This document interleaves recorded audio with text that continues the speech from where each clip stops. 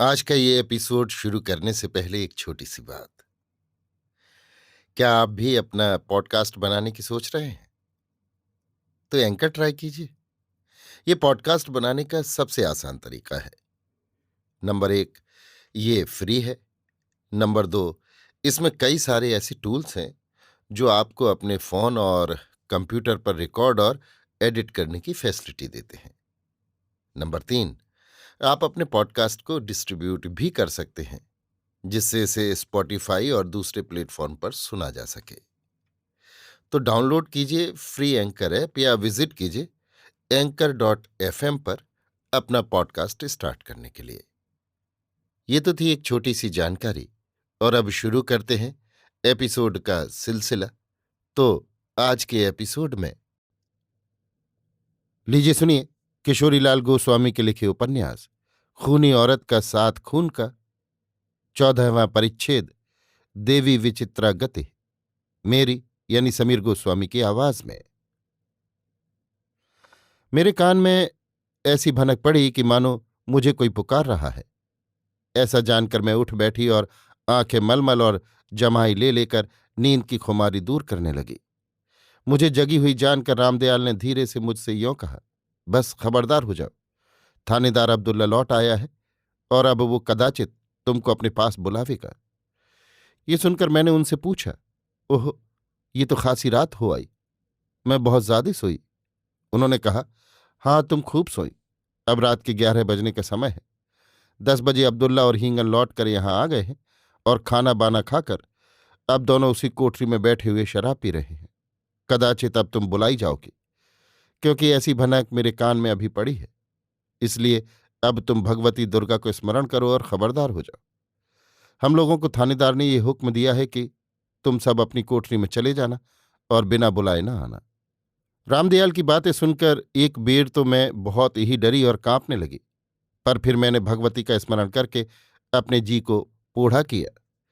बस इतने ही में हाथ में लालटेन लिए हुए वही हींगन चौकीदार मेरी कोठरी के दरवाजे पर आ खड़ा हुआ और रामदयाल को विदा करके ताला खोलते खोलते मुझसे यों कहने लगा, चलो भी, तुमको थानेदार साहब बुला रहे हैं। खून तो तुमने वाकई 5 जरूर किए हैं, लेकिन कुछ परवाह नहीं। अगर इस वक्त तुम थानेदार की और मेरी भी दिली आरजू पूरी कर दोगे तो हम लोग चुपचाप इसी रात को तुम्हें यहां से भगा देंगे। फिर जहां तुम्हारा जी चाहे वहां चली जाना। लेकिन जब तक इस खून का हंगामा न मिटले तब तक अपने तई किसी पोशीदा जगह में खूब छिपाए रहना। मगर जो तुमको कोई छिपने की माकूल जगह न दिखलाई दे तो वैसा कहो, क्योंकि वैसी हालत में खुद मैं तुम्हें अपने साथ लेकर कलकत्ता या बंबई भाग चलूंगा और फिर किसी साले के हाथ ना आऊंगा। बस तब तुम मेरी बीवी बनकर रहना और मैं तुम्हारा खाविंद बनकर रहूंगा। उस निगोड़े और कलमुहे मियाँ हींगन की ऐसी गंदी बातें सुनकर मेरे तलवे से चोटी तक आग सी लग गई, किंतु बेमौका समझकर मैं उस क्रोध को मन ही मन दबा गई और स्त्रियों की स्वाभाविक माया का कुछ थोड़ा सा विस्तार करके तुरंत यों कहने लगी, मियाँ जी, तुमने जो कुछ मुझसे अभी कहा है उसे मैं मंजूर करती हूं, पर जबकि तुम मुझे अपनी बीवी बनाया चाहते हो तो फिर अपनी उसी बीवी को थानेदार के हाथ में क्यों देते हो? मेरी ऐसी विचित्र बात सुन और अपने हाथ की लालटेन से मेरे चेहरे की ओर देखकर उस कलूटी ने हंसकर यों कहा, आह दिलरुबा, तो ये बात तुमने मुझसे पेशतर क्यों न कही? मैं बोली, पहले तुम्ही ने अपने जी की बात मुझसे कब कही थी? अस्तु सुनो हींगन मियाँ, तुम अब मेरे जी के असली भेद को सुनो। आज यहां आते ही मैंने पहले तुम्हें देखा था और तुम्हारे साथ मेरी 2-4 बातें भी हुई थी। बस उसी समय से तुम्हारी बातें सुनकर मैं तुम पर लट्टू हो गई हूं और खुशी से तुम्हारी बीवी बनना चाहती हूं। इसलिए यदि तुम मुझे अब्दुल्ला के हाथ से निकाल कर कहीं लेवा ले चलो तो मैं तुम्हारी ही होकर रहूंगी। ये सुनकर हींगन हाथ मलकर यों कहने लगा, या इलाही, तो अब मैं क्या करूं और इस वक्त उस जालिम अब्दुल्ला के हाथ से क्यों कर तुम्हें बचाऊं? मैं बोली, हिम्मत बांधो, जी को पोढ़ा करो, कुछ जवां मर्दी खर्च करो और अब्दुल्ला से लड़कर मुझे यहां से ले भगो। देखो, सुनो, मैं जो उपाय बतलाती हूं उसे ध्यान से सुनो। देखो, ये तो तुम्हें मालूम ही है कि इस समय अब्दुल्ला ने तुम्हारे अलावे बाकी के 6 चौकीदार को अपनी कोठरी में चले जाने के लिए कहा है। इसलिए अब वे 6 चौकीदार आज रात भर कभी कोठरी से बाहर न निकलेंगे। ऐसे मौके को तुम नाहक अपने हाथ से न खो और अब्दुल्ला को खूब शराब पिला और उसे बेहोश करके मुझे यहां से कहीं दूसरी जगह ले चलो। फिर जब हम दोनों किसी अच्छी जगह पहुंच जाएंगे तब जो कुछ तुम कहोगे उसे बिना उजुर मैं करूंगी। इस उपाय को सुनकर शैतान हींगन उछल पड़ा और बोला, बस बस, अब तुम कोई अंदेशा न करो और बेफिक्र रहो। वाकई बी दुलारी, तुमने तरकीब तो बड़े आला दर्जे की बतलाई। बस अब तुम जरा न डरो और देखो कि मैं क्या करतब कर गुजरता हूं। हींगन ने ये बात कही तो सही, पर उसकी बात पर मुझे कुछ भी भरोसा न हुआ, क्योंकि वो खुद भी इतनी शराब पिए हुए था कि उसके पैर ठीक तौर से धरती में नहीं पड़ते थे और उसके मुंह से ऐसी दुर्गंधी निकल रही थी कि जिससे मेरा सिर चक्कर खाने लगा था। यहां तक कि उसके मुंह से साफ साफ बात भी नहीं निकलती थी।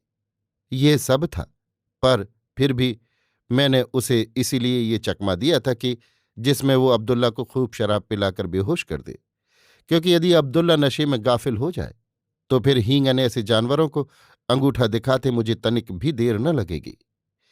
हींगन के साथ मेरी इतनी ही बात होने पाई थी कि इतने ही में हाथ में एक लालटेन लिए हुए झूमता झामता अब्दुल्ला भी वहीं पर आ पहुंचा और त्योरी बदलकर उसने हींगन से यों कहा, क्या बे उल्लू के पट्टे, तूने इतनी देर क्यों लगाई? ये सुनकर हींगन कुछ बिगड़ा नहीं, वरन बड़ी आजिजी के साथ उसने अब्दुल्ला से यों कहा, अजी हजरत, ये नई औरत आपके पास चलने में जरा हिचकती और शर्माती थी, इसलिए मैं इसे खूब समझा बुझा रहा था। बस अब ये राजी हो गई है, इसे लेकर मैं आने ही वाला था कि आप खुद आ पहुंचे।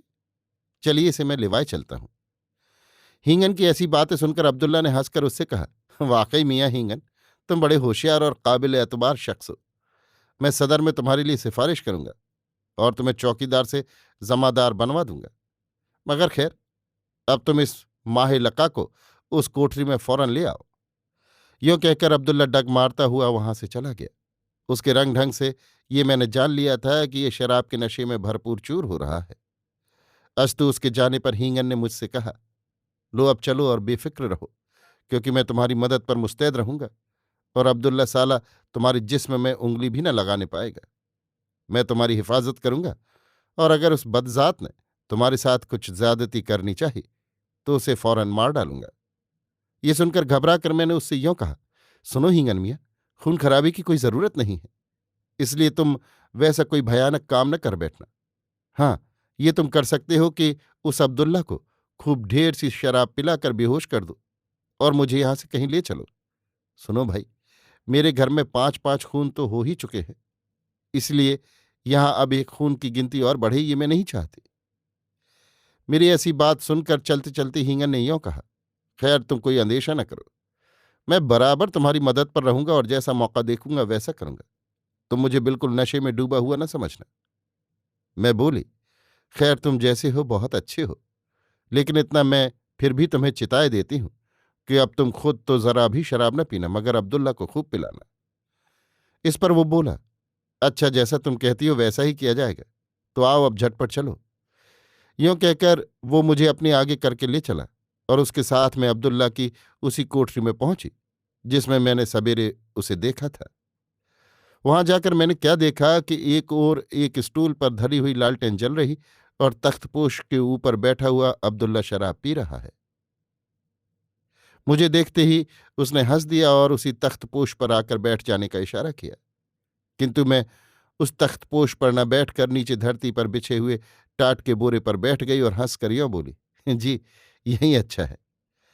इस पर जब वो बार बार मुझसे तख्तपोश पर बैठने के लिए कहने लगा तो हींगन ने उसके प्याले में शराब डालकर उससे यों कहा, खैर जरा और ठहर जाइए, क्योंकि जब ये इस कोठरी के अंदर आ ही गई है तो फिर तख्तपोश पर आने में कितनी देर लगेगी। आप क्या ये बात नहीं जानते कि नई नवेली नार जरा ज्यादा मिन्नतें कराती है। हींगन की बात पर अब्दुल्ला जरा गर्म हो उठा और त्योरी बदलकर उससे बोला, बस बस चुप रहो, क्योंकि इस वक्त तुम्हारी वकालत करने की कोई जरूरत नहीं है, इसलिए अब तुम फौरन यहां से चले जाओ और अपनी कोठरी में जाकर आराम करो। ये सुनकर हींगन भी झल्ला उठा और ताव पेच खाकर यों कहने लगा, नहीं, मैं इस कोठरी के बाहर नहीं जाऊंगा, क्योंकि अभी तो शाम ही हुई है, इसलिए जरा 2-4 बोतलों को खाली होने दीजिए, इसके बाद मैं आप ही यहां से चला जाऊंगा। ये सुनकर अब्दुल्ला ने कहा, तो लो, ये एक बोतल शराब तुम लेते जाओ। हींगन बोला, और साथ ही इस नाजनी को भी लेता जाऊं। क्यों? क्योंकि बगैर इस परी के तन्हाई में शराब क्यों कर अच्छी लगेगी। हींगन की ये बात सुनकर अब्दुल्ला बहुत ही झल्लाया और हींगन को गालियां देने लगा। पर हींगन चुपचाप खड़ा खड़ा लाल लाल आंखों से अब्दुल्ला की ओर घूरता रहा। अब्दुल्ला भी हींगन की तरफ भौहें तान तान कर गुरेर रहा और बड़ी तेजी के साथ प्याले पर प्याले खाली करता चला जा रहा था। हाँ, हींगन ने मेरी बात मानकर फिर एक घूंट शराब भी नहीं पी थी। यूं ही 3-4 बोतलों को बात की बात में खाली करके अब्दुल्ला ने हींगन से कहा कि बस, अब तू यहां से जा। किंतु जब वो अपनी जगह से जरा भी न टसका, तब अब्दुल्ला ने अपने हाथ के शराब वाले प्याले को उस पर खींच मारा और बड़े जोर से चिल्लाकर यूं कहा, बस चला जा हरामी पिल्ले, तू फौरन इस कोठरी के बाहर निकल जा। प्याली की चोट तो हींगन को ना लगी, क्योंकि वो जरा तिरछे होकर उस निशानी को बचा गया था। पर इस प्याले के जवाब में जो उसने जूता खींच कर मारा, वो अब्दुल्ला के सिर पर जाकर जरूर लगा। जूते का लगना था कि अब्दुल्ला ने म्यान से तलवार खींच ली और तख्तपोश पर उठकर वो खड़ा हो गया। इतने ही में हींगन भी एक तलवार लेकर उस तख्तपोश पर चढ़ गया और दोनों के वार चलने लगे। ये हाल देखकर मारे डर के मैं उठकर खड़ी तो हो गई थी, पर पैर न उठने से भाग नहीं सकी थी। यों ही जैसे ही हींगन ने अब्दुल्ला की गर्दन पर तलवार चलाई थी, उस अब्दुल्ला ने भी अपनी तलवार हींगन के कलेजे में घुसेड़ दी। बस वे दोनों साथ ही उस तख्तपोश पर गिर गए और अब्दुल्ला का सिर मेरे पैरों से आकर टकराया। यह अनोखा तमाशा देखकर मेरे तो देवता कूच कर गए और मैं चक्कर खाकर जहां खड़ी थी वहीं गिर गई। मैं कब तक बेसुध पड़ी रही ये तो नहीं कह सकती, पर जब मुझे चेत हुआ तो मैंने क्या देखा कि मैं उसी कोठरी में पड़ी हूं जिसमें कि अब्दुल्ला ने मुझे बुलाया था। ये स्मरण होते ही मैं चट से उठकर खड़ी हो गई और आगे बढ़ चली कि मेरे पैर में किसी चीज की ठोकर लगी। ये जानकर मैंने धरती की ओर देखा तो क्या देखा कि अब्दुल्ला का सिर मेरे पैर की ठोकर खाकर दरवाजे के चौखट तक लुढ़क गया है। ये देखकर मेरे सारे बदन के रोंगटे खड़े हो गए और बड़े जोर जोर से कलेजा उछलने लगा। फिर मैं जहां की तहां खड़ी की खड़ी रह गई और मेरे पैरों ने चलने से जवाब दे दिया। इतने ही में मेरी नज़र उस तख्तपोश की ओर गई तो मैंने क्या भयंकर दृश्य देखा कि अब्दुल्ला का बिना सिर का धड़ पड़ा हुआ है और उसके हाथ वाली तलवार हींगन के कलेजे में घुसी हुई है। हींगन भी मुंह बाए हुए मरा पड़ा है और उसके हाथ से छूटकर तलवार तख्त पर गिर गई है। सारा तख्तपोश खून से भर गया है और नीचे धरती में भी बहुत सा खून बह आया है। इतने ही में मैंने अपनी ऊनी चादर की ओर देखा तो उसमें भी खून लगा दिखाई दिया। केवल इतना ही नहीं, वरन मेरी धोती के नीचे के किनारे में भी खून लग रहा था और मेरा पैर भी खून से रंग गया था, क्योंकि कोठरी में खून बहा था कि नहीं। हाय, इस भयंकर दृश्य को देखकर मेरे तो होश उड़ गए और देर तक मैं उसी कोठरी में खड़ी खड़ी पगली की तरह इधर उधर निहारती रही। इतने ही में एकाएक न जाने मेरे मन में क्या तरंग उठी कि चट दौड़कर मैं उस कोठरी से बाहर निकल भगी। उस समय भी मुझे अब्दुल्ला के सिर को ठोकर लगी थी, क्योंकि वो लुढ़क कर दरवाजे के बीचों बीच आकर ठहर गया था। अस्तु फिर मैं उस ख्याल को छोड़कर उस ओर लपकी जिधर वो कोठरी थी जिसमें कि वे 6 चौकीदार रहते थे।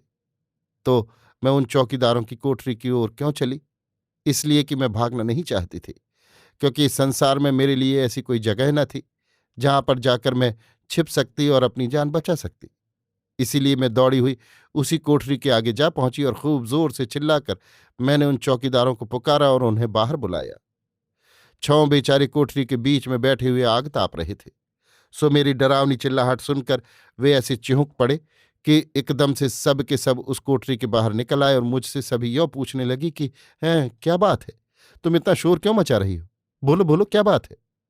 पर उन सबों की उन सब बातों के जवाब देने की उस समय मुझे छुट्टी कहाँ थी, क्योंकि ज्यों ही वे 6 अपनी कोठरी के बाहर आए थे त्यों ही मैंने बड़ी फुर्ती के साथ उस कोठरी के भीतर घुसकर अंदर से उसकी कुंडी चढ़ा ली थी और एक जंगलेदार खिड़की के आगे खड़ी होकर उन 6 चौकीदारों से यों कहा था, भाइयों, तुम सब जरा थानेदार की कोठरी की ओर जाओ और जाकर देखो कि वहां कैसा खून खराबा हुआ है।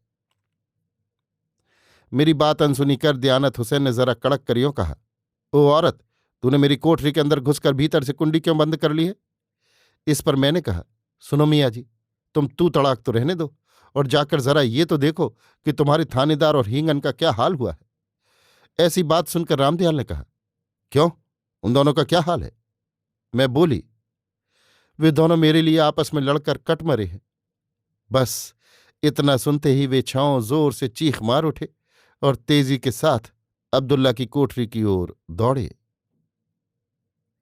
अभी आप सुन रहे थे किशोरीलाल गोस्वामी के लिखे उपन्यास खूनी औरत का सात खून का 14वां परिच्छेद, देवी विचित्रा गतिः, मेरी यानी समीर गोस्वामी की आवाज में।